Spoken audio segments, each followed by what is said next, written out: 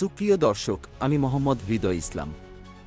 আজকের এই বিশেষ ব্রেকিং নিউজে আপনাদের জানাচ্ছি ইসরায়েল ও ইরানে চলমান সংঘর্ষ নিয়ে গত কয়েকদিনে এই সংঘাত আরও প্রবল হয়ে উঠেছে।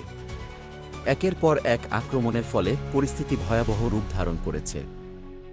দর্শক, আমরা জেনেছি যে ইরান একের পর এক আকাশ প্রতিরক্ষা ব্যবস্থার উপর আক্রমণ চালিয়ে যাচ্ছে, ইসরায়েলের ভেতর বিভিন্ন গুরুত্বপূর্ণ শহর লক্ষ্য করে।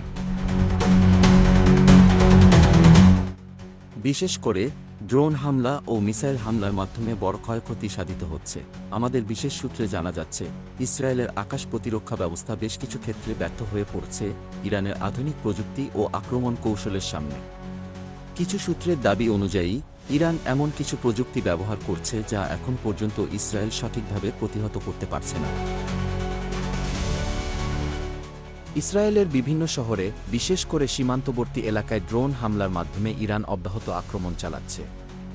ইসরায়েলের কয়েকটি গুরুত্বপূর্ণ স্থাপনাও ক্ষতিগ্রস্ত হয়েছে, যার মধ্যে রয়েছে সেনা ঘাঁটি, রাডার স্টেশন এবং অন্যান্য কৌশলগত স্থাপনা।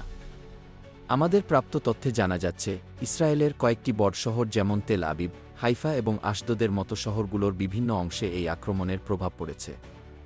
সেখানে বড় বড় বিল্ডিং, রাস্তাঘাট এবং বসতবাড়িতে ব্যাপক ক্ষয়ক্ষতি হয়েছে। অনেক মানুষ আহত হয়েছেন এবং হতাহতের সংখ্যা বাড়ছে। বিশেষজ্ঞরা মনে করছেন, এই ধরনের হামলার মাধ্যমে ইরান তাদের সামরিক শক্তির এক প্রকার প্রদর্শনী করছে। ইসরায়েলের প্রতিরক্ষা মন্ত্রকের পক্ষ থেকে বলা হয়েছে যে, তারা এ ধরনের আক্রমণ মোকাবিলার জন্য সর্বাত্মক প্রস্তুতি নিচ্ছেন এবং ক্ষয়ক্ষতি কাটিয়ে ওঠার জন্য যথাসম্ভব চেষ্টা করছেন। এদিকে আন্তর্জাতিক মহল এই সংঘর্ষের প্রতি বিশেষ নজর রাখছে। বিশেষ করে যুক্তরাষ্ট্র এবং ইউরোপের বিভিন্ন দেশ এই পরিস্থিতি নিয়ে উদ্বেগ প্রকাশ করেছে। তারা উভয় পক্ষকে শান্ত থাকার আহ্বান জানিয়েছে, তবে এখন পর্যন্ত দুই পক্ষই সংঘাত চালিয়ে যাচ্ছে। বিশেষজ্ঞদের মতে, এই সংঘর্ষ আরও দীর্ঘায়িত হতে পারে এবং এর প্রভাব মধ্যপ্রাচ্যের রাজনীতিতে বিশাল রূপ নিতে পারে। অনেকেই মনে করছেন, এই ধরনের হামলা এবং পাল্টা আক্রমণ পরিস্থিতিকে আরও উত্তপ্ত করে তুলবে এবং এটি একটি বড় আকারের যুদ্ধের দিকে যেতে পারে। সুপ্রিয় দর্শক, আমরা আপাতত এখানেই ইতি টানছি। ইসরায়েল ও ইরানের মধ্যে চলমান এই সংঘাতের সর্বশেষ তথ্য আপনাদের জানাতে আমরা সদা প্রস্তুত।